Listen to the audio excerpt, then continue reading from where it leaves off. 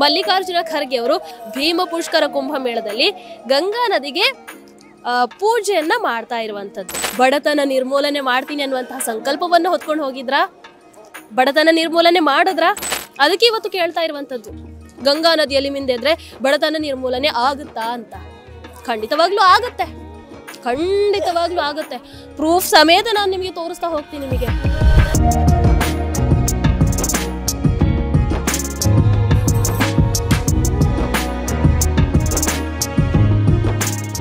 ನಿಮ್ಮ ಸಿದ್ದರಾಮಯ್ಯನವರ ಸರ್ಕಾರ ಕೊಡ್ತಾ ಇದೆಯಲ್ಲ 5 ಗ್ಯಾರಂಟಿಗಳು, ಅದರಿಂದ ಯಾವ ಬಡತನ ನಿರ್ಮೂಲನೆ ಕೂಡ ಆಗೋದಕ್ಕೆ ಸಾಧ್ಯ ಇಲ್ಲ. ಜನರು ಇನ್ನೂ ಕೂಡ ಕಷ್ಟದಲ್ಲಿ ಬೀಳ್ತಾ ಇದ್ದಾರೆ. ಕರ್ನಾಟಕದಲ್ಲಿ ನೋಡ್ತಾ ಇದೀವಲ್ಲ ನಾವು.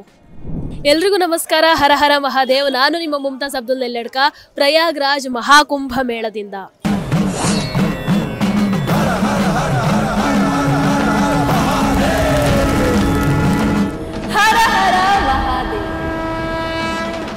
ಇವತ್ತು ನಾನು ಸಂಗಮ್ ಘಾಟ ಇದ್ದೀನಿ. ಅಂದ್ರೆ ಇಲ್ಲಿ ಭಕ್ತಾದಿಗಳು ಪವಿತ್ರ ಸ್ನಾನವನ್ನ, ಅಮೃತ ಸ್ನಾನವನ್ನ ಮಾಡುವಂತಹ ಜಾಗ ಇದು. ಈ ಸಂಗಮ್ ಘಾಟ್ ಅಂತ ಬಹಳಷ್ಟು ಜನ ಭಕ್ತಾದಿಗಳು ಬರ್ತಾ ಇದ್ದಾರೆ. ಮೊನ್ನೇನು ಹಲವಾರು ಸೋ ಕಾಲ್ಡ್ ಜೀವಿಗಳು ಈ ಒಂದು ಮಹಾಕುಂಭ ಮೇಳದ ಬಗ್ಗೆ, ಇಲ್ಲಿ ಆದಂತಹ ಕಾಲ್ತುಳಿತದ ಬಗ್ಗೆ ಒಂದು ಕೆಟ್ಟ ರೀತಿಯಾದಂತಹ ಅಭಿಪ್ರಾಯವನ್ನ ಸೃಷ್ಟಿ ಮಾಡುವಂತಹ ಕೆಲಸವನ್ನ ಮಾಡಿದ್ರು, ಅಥವಾ ಒಂದು ನೆಗೆಟಿವ್ ಇಂಪ್ಯಾಕ್ಟ್ ಕ್ರಿಯೇಟ್ ಮಾಡುವಂತ ಒಂದು ಕೆಲಸವನ್ನ ಮಾಡಿದ್ರು.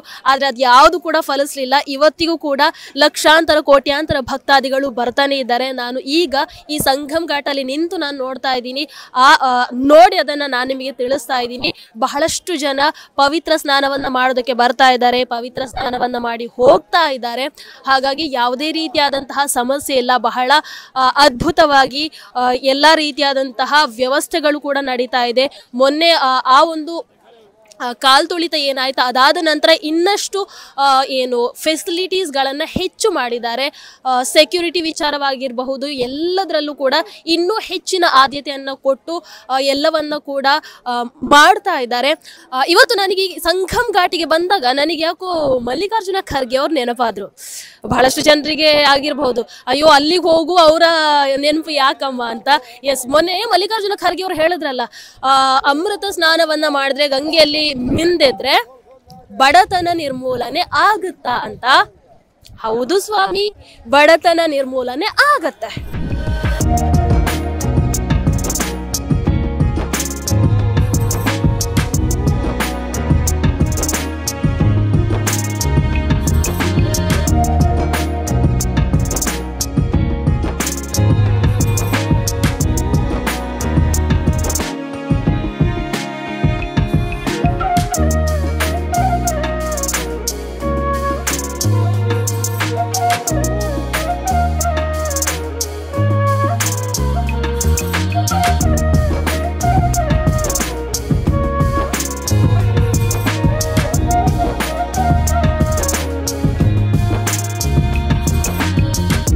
ನೀವು ಪ್ರತಿ ಸಂದರ್ಭದಲ್ಲೂ ಕೂಡ ಎಲೆಕ್ಷನ್ ಬಂತು ಅಂತ ಹೇಳಿದ್ರೆ ಸಾಕು, ಈ ಒಂದು ಬಡತನ ನಿರ್ಮೂಲನೆ ಅನ್ನುವಂಥದ್ದನ್ನ ಹಿಡ್ಕೊಂಡು ಬರ್ತೀರಾ. ಆದ್ರೆ ನೀವು ಹೇಳಿದ ಹಾಗೆ ಏನು ಮಾಡ್ತೀರಾ ಅನ್ನುವಂಥದ್ದು ನನ್ನ ಪ್ರಶ್ನೆ. ಬಡತನ ನಿರ್ಮೂಲನೆ ಅಂತ ಹೇಳ್ತೀರಾ, ಅಥವಾ ನೀವು ಗರೀಬಿ ಹಟಾವು ಅಂತ ಸುಮಾರು 70 ವರ್ಷಗಳಿಂದ ಹೇಳಿಕೊಂಡು ಬರ್ತಾ ಇದ್ದೀರಾ. ನೀವೇನ್ ಮಾಡಿದ ಬಡತನ ನಿರ್ಮೂಲನೆಗೆ? ಅಂಡ್ ನಿಮಗೆ ಒಂದು ನೆನಪಿರ್ಲಿ, ಅಥವಾ ನಿಮಗೊಂದು ಕ್ಲಾರಿಫಿಕೇಶನ್ ಅನ್ನ ಕೊಡೋದಕ್ಕೆ ಇಷ್ಟಪಡ್ತೀನಿ. ಈ ಮಹಾಕುಂಭ ಮೇಳ ಏನ್ ನಡೀತಾ ಇದೆ, ಈ ಮಹಾಕುಂಭ ಮೇಳ ಆಗಿರಬಹುದು, ಅಥವಾ ಹಿಂದೆ ನಡೆದಂತಹ ಮಹಾಕುಂಭ ಮೇಳ ಆಗಿರಬಹುದು, ಅಥವಾ ಮುಂದೆ ನಡೆಯುವಂತಹ ಕುಂಭಮೇಳಗಳಾಗಿರಬಹುದು, ಯಾವುದು ಕೂಡ ಬಡತನ ನಿರ್ಮೂಲನೆ ಮಾಡಬೇಕು ಅನ್ನುವಂತ ಒಂದು ದೃಷ್ಟಿಯಲ್ಲಿ ಮಾಡುವಂಥದ್ದಲ್ಲ. ಇದೊಂದು ಧಾರ್ಮಿಕ ಸಮ್ಮಿಲನ, ಇದೊಂದು ಆಧ್ಯಾತ್ಮಿಕ ಸಮ್ಮಿಲನ. ದೇಶ ವಿದೇಶಗಳಿಂದ ಭಕ್ತರಿಗೆ ಇಲ್ಲಿ ಬರುವಂತಹ ಅವಕಾಶ ಸಿಗುತ್ತೆ. ಆದ್ರೆ ಇದು ಪ್ರತ್ಯಕ್ಷ ಅಥವಾ ಪರೋಕ್ಷವಾಗಿ ಬಡತನ ನಿರ್ಮೂಲನೆಯನ್ನ ಕೂಡ ಮಾಡುತ್ತೆ. ನಿಮಗೆ ತೋರಿಸ್ತೀನಿ ನಾನು ಅದ್ ಎಷ್ಟು ಜನ ಇಲ್ಲಿ ತಮ್ಮ ಹೊಟ್ಟೆಯನ್ನು ತುಂಬಿಸ್ಕೊಳ್ತಾ ಇದ್ದಾರೆ ಅಂತ. ಇಲ್ಲಿ ಒಂದು ವರ್ಗದ ಜನರಿಗೆ ಆಧ್ಯಾತ್ಮಿಕ ಹಾದಿಯನ್ನ ಈ ಪ್ರಯಾಗ್ರಾಜ್ ತೋರಿಸಿದ್ರೆ, ಈ ಮಹಾಕುಂಭ ಮೇಳ ತೋರಿಸಿದ್ರೆ, ಇನ್ನೊಂದು ದೃಷ್ಟಿಯಲ್ಲಿ ನಾವು ನೋಡೋದಾದ್ರೆ ಅದ್ ಎಷ್ಟೋ ಲಕ್ಷಾಂತರ ಕೋಟ್ಯಾಂತರ ಜನರಿಗೆ ತಮ್ಮ ಜೀವನವನ್ನ ಕಟ್ಟಿಕೊಡ್ತಾ ಇದೆ ಈ ಮಹಾಕುಂಭ ಮೇಳ. मेला क्षेत्र में धूम्रपान न करें, जल की कोई बीड़ी अथवा सिगरेट को इधर उधर न फेंकें, आग पर न घुमाया जा सके। खाली इन्हें नहाना जगह यानी हाथ की योग करी जोन जिला प्रशासन की तरफ से तय कर दिया उपलब्ध मंत्रालय से योग करी पंजाब विभागी द्वारा प्रयोग करी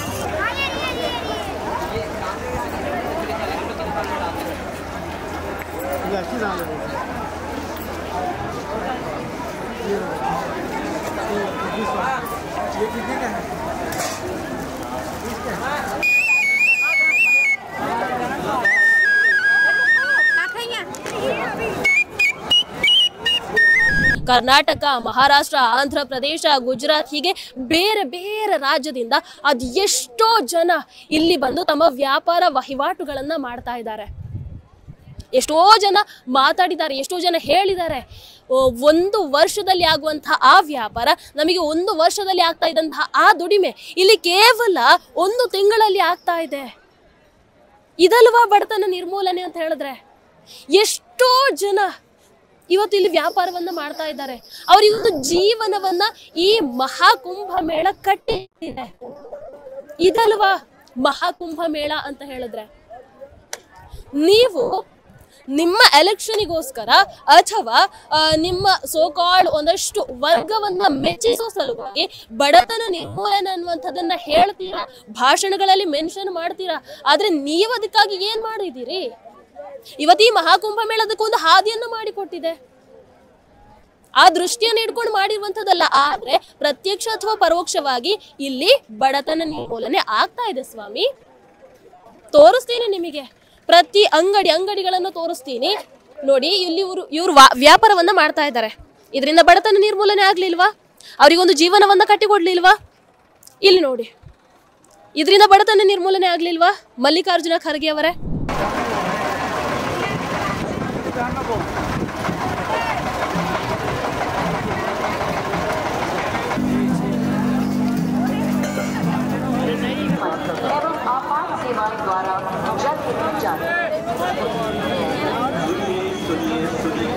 ಹಾ, ನನಗೊಂದು ನೆನಪಾಯ್ತು. ನಾನು ಮೊನ್ನೆಯಿಂದ ಸೋಷಿಯಲ್ ಮೀಡಿಯಾದಲ್ಲಿ ನೋಡ್ತಿದ್ದೆ. ಮಲ್ಲಿಕಾರ್ಜುನ ಖರ್ಗೆ ಅವರು 2018ರಲ್ಲಿ ಭೀಮ ಪುಷ್ಕರ ಕುಂಭ ಮೇಳದಲ್ಲಿ, ಯಾದಗಿರಿಯಲ್ಲಿ ನಡೆದಂತಹ ಭೀಮ ಪುಷ್ಕರ ಕುಂಭ ಮೇಳದಲ್ಲಿ ಗಂಗಾ ನದಿಗೆ ಪೂಜೆಯನ್ನ ಮಾಡ್ತಾ ಇರುವಂಥದ್ದು. ನನಗೊಂದು ಪ್ರಶ್ನೆ ಇದೆ ಮಲ್ಲಿಕಾರ್ಜುನ ಖರ್ಗೆ ಅವರೇ, ನೀವು ಯಾವ ಸಂಕಲ್ಪವನ್ನು ಹೊತ್ಕೊಂಡು ಹೋಗಿದ್ರೆ ಅವತ್ತು? ಬಡತನ ನಿರ್ಮೂಲನೆ ಮಾಡ್ತೀನಿ ಅನ್ನುವಂತಹ ಸಂಕಲ್ಪವನ್ನು ಹೊತ್ಕೊಂಡು ಹೋಗಿದ್ರಾ? ಬಡತನ ನಿರ್ಮೂಲನೆ ಮಾಡಿದ್ರಾ? ಅಥವಾ ಬೇರೆ ಏನಾದ್ರೂ ಸಂಕಲ್ಪ ಇತ್ತೆ? ನೆರವೇರುತ್ತಾ? ಒಂದ್ ಸ್ವಲ್ಪ ಶಾರ್ಟ್ ಮೆಮೊರಿ ಇದೆ ಅನ್ಸುತ್ತಲ್ವ ನಿಮಗೆ? ವಯಸ್ಸಾಯ್ತಲ್ವಾ, ಮರ್ತು ಹೋಗಿದೆ ಅಂತ ಅನ್ಸುತ್ತೆ. ಒಂದು ಸರ್ತಿ ಮಾಡಿದನ್ನ ಮರ್ತು ಬಿಡ್ತೀರಾ ನೀವು. ಅದಕ್ಕೆ ಇವತ್ತು ಕೇಳ್ತಾ ಇರುವಂತದ್ದು, ಗಂಗಾ ನದಿಯಲ್ಲಿ ಮಿಂದೆದ್ರೆ ಬಡತನ ನಿರ್ಮೂಲನೆ ಆಗುತ್ತಾ ಅಂತ. ಖಂಡಿತವಾಗ್ಲೂ ಆಗತ್ತೆ, ಖಂಡಿತವಾಗ್ಲೂ ಆಗತ್ತೆ. ಪ್ರೂಫ್ ಸಮೇತ ನಾನು ನಿಮಗೆ ತೋರಿಸ್ತಾ ಹೋಗ್ತೀನಿ ನಿಮಗೆ ಯಾಕಾಗಲ್ಲ ಅಂತ. ಬಡತನ ನಿರ್ಮೂಲನೆಯನ್ನ ಯಾವುದೊಂದು ಸರ್ಕಾರ ಮಾಡೋದಕ್ಕೆ ಸಾಧ್ಯ ಇಲ್ಲ, ನೆನಪಿರಲಿ ನಿಮಗೆ.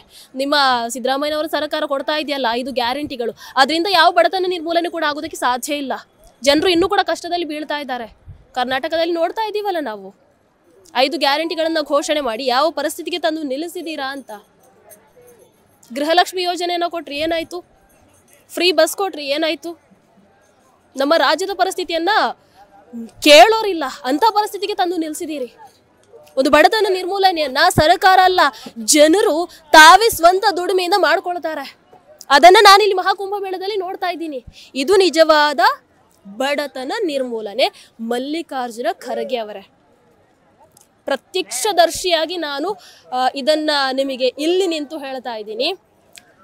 ಏನ್ ಮಾಡೋದು, ಒಬ್ಬ ಮುಸಲ್ಮಾನಳಾಗಿ ನಾನು ನಿಮಗೆ ಇದನ್ನ ತಿಳಿಸುವಂತಹ ಒಂದು ಪರಿಸ್ಥಿತಿ ನಿರ್ಮಾಣ ಆಯ್ತಲ್ಲ. ಆಗಬಾರ್ದಿತ್ತು, ಏನ್ ಮಾಡಕ್ಕಾಗಲ್ಲ. ಇನ್ನಾದ್ರೂ ಒಂದು ಸ್ವಲ್ಪ ಮಾತಾಡುವಾಗ ತಿಳ್ಕೊಂಡು ಮಾತಾಡಿ.